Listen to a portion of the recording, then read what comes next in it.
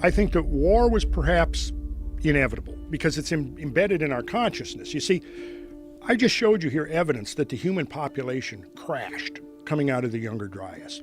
Well, what's ironic is that after the Ice Age was over, for about 3,000 or 4,000 years, from 6,000 to about 9,000, 9,500 years ago, what we had was a period known as the climatic optimum by the scientists who've looked at it, in which some of the estimates are that global average climate might have been 2 to 4 degrees warmer than now.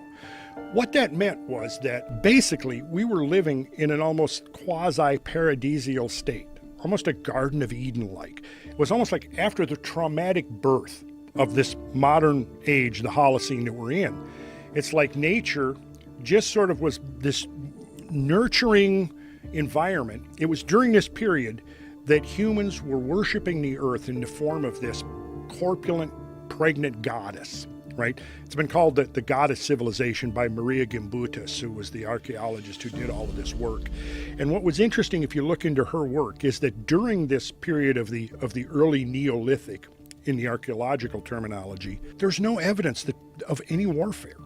There's no evidence that people, looking at the carvings that people did, the artwork that people did, looking at the communities, there were not stockades like there were later.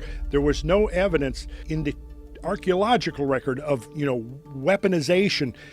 And it makes sense because in the aftermath of this extreme event that ended the Ice Age, what you had was huge areas of the planet that were depopulated.